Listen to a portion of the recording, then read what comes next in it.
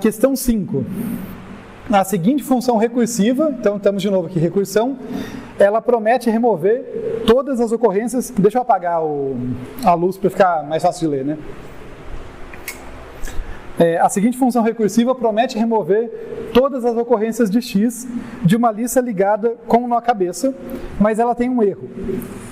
Então, vamos lá. A primeira pergunta é para corrigir a função, pedindo para corrigir a função, né? E não tem nada a mais ali, como a primeira lá queria devolver o mais à direita, ou coisa assim, é só corrigir. Essa é clássica, porque função recursiva, tem uma coisa que a gente tem que aprender sobre função recursiva, é que função recursiva precisa do quê para parar? Caso base. Se ela não tem caso base, ela está enrolada. E essa função não tem caso base, né? Ela tem o caso que ela encontra, né, porque ela está querendo remover todas as ocorrências, mas ela não tem o caso em que a lista acaba. Então eu preciso entrar aqui entre a linha 2 e 3, if p.pointerprox igual a null. Tá, o p.pointerprox é importante porque eu estou com nó cabeça, eu estou sempre olhando um à frente, por causa daquela questão de remover na lista ligada, eu sempre tenho que ter um apontador para o anterior para poder mexer no próximo, né? Então eu estou sempre olhando para o próximo, mas o meu p está em um atrás. Tá? Então, se p.pointerprox for igual a null, é o que eu entro aqui entre a linha 2 e 3, simplesmente dá um return, simplesmente para. Tá? Esse é o caso básico para resolver. Tudo bem, essa? Pode perguntar. Como funciona esse negócio de usar o return se a função é fora? O return não necessariamente vai devolver alguma coisa, ele vai finalizar o fluxo de código ali. Então, quando você usa só um return ponto e vírgula, se a função é void, ele vai falar, acabou essa função, matou a função, é equivalente a chegar no fim da função. Você sempre poderia substituir isso por, nesse caso, por exemplo, if p.pointerprox diferente de null, abre chaves, encapsula tudo que está nela e fecha chaves, daí se não for, ele vai cair no fim da função naturalmente. Mas às vezes, por uma questão de organização do código, a gente quer pôr um ponto de saída ali, só para não ficar tudo encapsulado, né? É mais uma questão estética, porque se eu encapsulo tudo indenta um nível a mais, né? Então, às vezes, você prefere colocar o teste no início, dar um return. Se passou daquele ponto, você sabe que, no caso, o p.pointerprox não é null, por exemplo. Tá legal. Então, a correção dessa aqui era introduzir o caso base. É a essência aqui do que tinha que ser feito. Agora, o que essa função prometia? Né? Remover todas as ocorrências de x. Tá? Como que ela estava fazendo isso? Ó? Ela verificava se o próximo elemento, né, se o conteúdo do próximo cara for x, ela basicamente removia esse cara e reamarrava as coisas. Né? Deixa eu fazer o desenho rapidinho para não passar tão correndo. Né? Afinal, a ideia é que a gente entenda o que está acontecendo aqui, não só revisar a resposta, né, como eu falei no início. É que conforme o nosso tempo vai se esvaindo, eu vou ficando com mais pressa para dar tempo, mas vamos fazer direitinho isso aqui. Ó. Então, eu tenho a minha variável auxiliar P aqui, né, que aponta para alguém, tá? E daí, assim, esse alguém pode ser parte, tá? Vou deixar assim, ó. Esse alguém pode ser parte de uma lista que eu já percorri, né? O ponto é, nesse momento, eu estou apontando para esse cara e estou olhando para o seguinte. É o seguinte que eu estou avaliando, né? Por isso que é o p.pointerprox, né? O p.pointerprox é o endereço desse cara aqui. É o endereço armazenado nesse campo aqui. Então eu estou olhando para esse cara aqui. Tá? Eu já sei que ele não é null, porque eu vou ter adicionado um caso base, né? Então, se eu cheguei nesse ponto do código aqui, eu cheguei na linha 3, né, sendo que eu tinha adicionado antes, né, tinha corrigido o que estava faltando, eu sei que esse cara aqui não é nulo, eu sei que esse cara aqui existe. Então eu vou verificar se o que está aqui é x. Se o que está aqui não é x, vamos falar disso primeiro? Se o que está aqui é diferente de x, ele só vai avançar. Como que eu avanço recursivamente? É nesse else aqui, que eu simplesmente chamo a função para o próximo. Então, para essa próxima chamada recursiva, o P dela vai estar apontando para esse cara aqui e vai estar olhando o seguinte, eu vou estar só avançando. Tá? Agora, se não for esse o caso, eu vou ter que entrar aqui, né, e vou querer remover ele. Então, se esse cara aqui é o x, eu vou querer remover.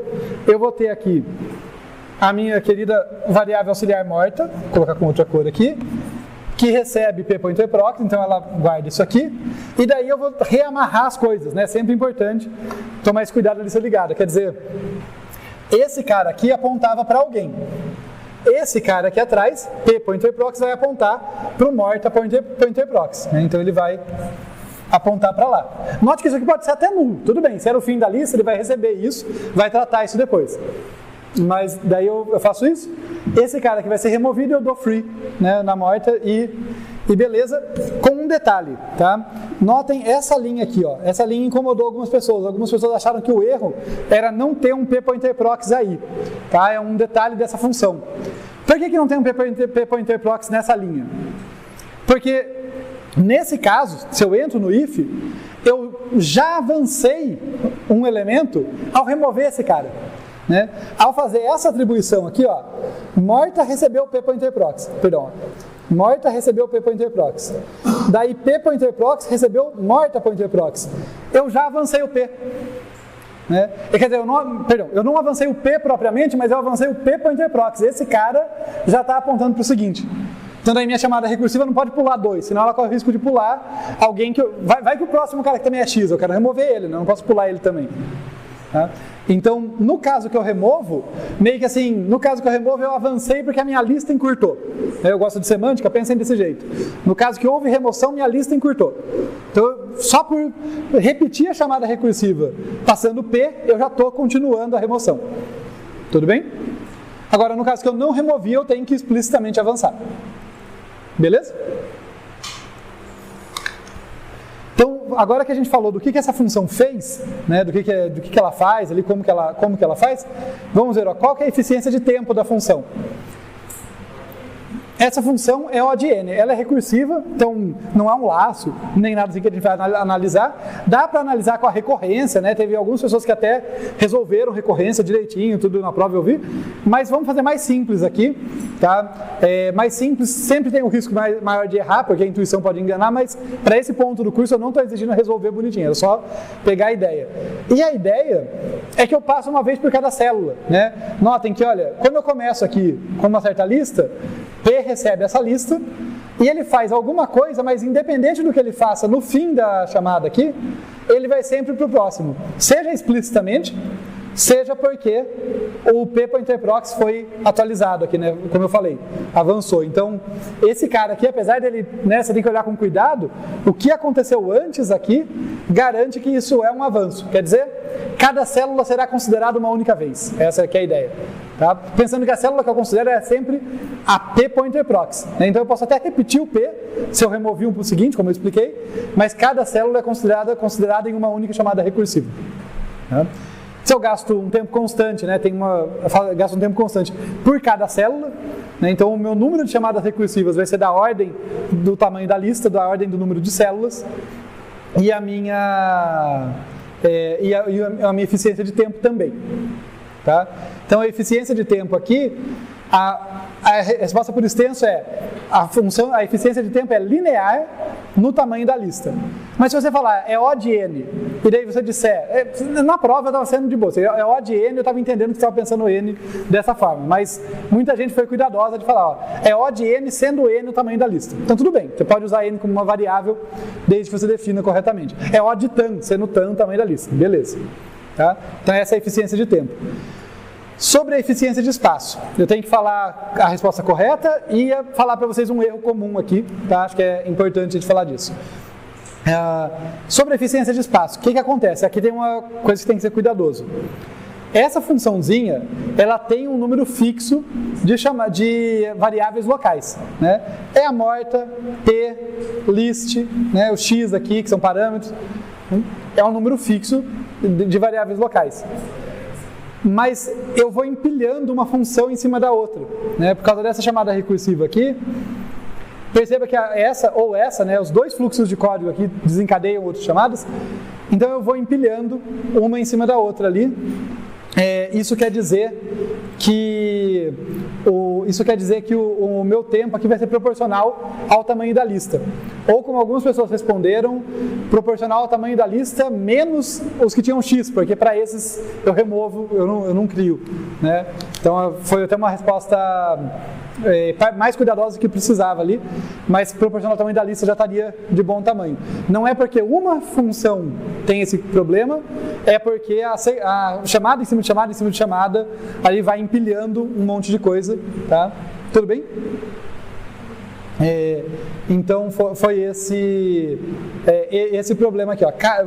Eu estou ficando cansado, né? Fim de aula aqui, então deixa eu tentar sumarizar de um jeito mais preciso aqui. Cada chamada dessa função gasta um tanto de memória constante. Mas como a gente está fazendo uma chamada atrás da outra, para cada nó da lista diferente de x, a gente vai acabar, no pior caso, fazendo o número de chamadas proporcional ao tamanho da lista e, portanto, colocando na pilha de execução da ordem de n variáveis locais lá, da ordem de n funções empilhadas, porque a gente tem, sendo n o tamanho da lista. Tudo bem?